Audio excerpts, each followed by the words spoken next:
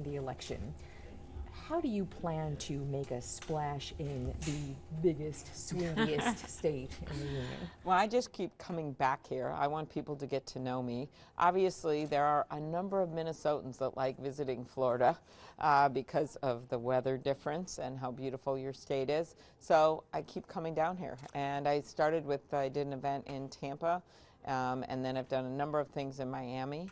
I'm in charge of the tourism caucus in the U.S. Senate, and have done. Know that. Yeah, little note thing you don't know about Amy Klobuchar. I know. I never actually heard of a tourism caucus in the there Senate. is, and I lead the Brand USA bill, which is the major tourism focus, where we actually are starting to advertise our country in other countries because international tourists bring in an average of $5,000.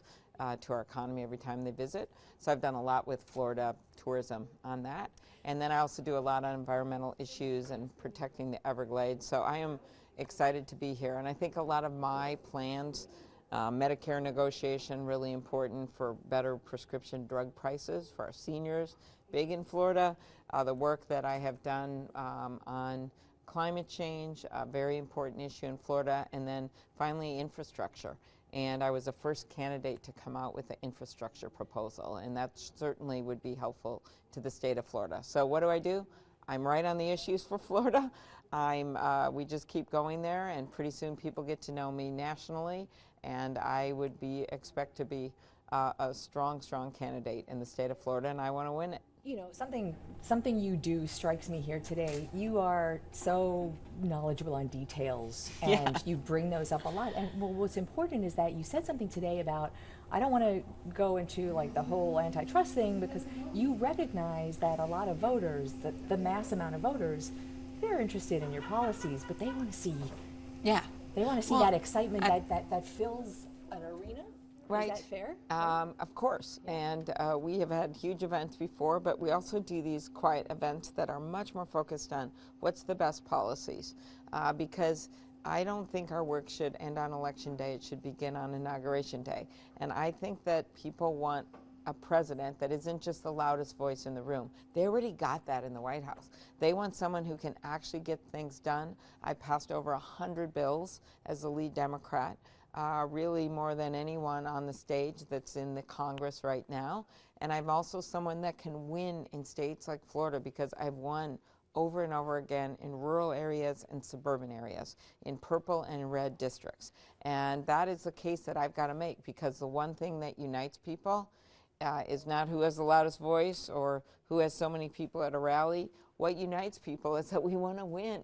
So you want a candidate that can bring people with her instead of shutting them out. So on that note, right now in the Democratic field, there's the top tier, the top three, polling in the double digits. I'm talking nationally. I know you're doing really well in Iowa at the moment. Yes. Just went up to 10 points. Exciting. So in your sort of philosophical lane, you've got a Biden, you've got Buttigieg, you've got Michael Bloomberg now.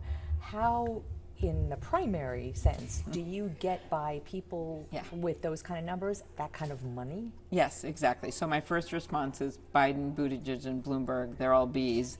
Amy, A, comes before B. That's my first response. The second Did you just come up with that? I did, because you were just naming them, and I'm like, they're all B names. Okay, the second thing is that I've always come from behind. I'm always someone, because I come from humble roots. I don't have the money of my opponents, but by the way, it has been the case over and over again in this country when it comes to presidential elections that it's not the richest person that wins. You look at some of the come-from-behind victories of people like Jimmy Carter or Bill Clinton. They were governors of southern states, and they were able to surprise everyone by winning. I'm from the middle of the country. That happens to be where we lost a lot of votes in 2016. And having someone that can bring in all of America, not just half of America, I think that's really important. So I've got an argument, because I've won in these really red areas and purple areas, that literally no one else has on the debate stage. Well, we look forward to seeing you back in Florida. And, all right. And you're a Lizzo fan. I'm a big Lizzo fan because she lived for many, many years in Minnesota. Her career took off in Minnesota. You got Lizzo, you got Prince. We have Bob Dylan. All right, Yeah. you span the demographics. Judy Garland right there. was from Minnesota. Can I mean, say you name okay, it. boomer? No, because I'm just on the edge. All me, right. me too. Yeah. All right. Great to Thank meet you. you. Thank you so Appreciate much. it.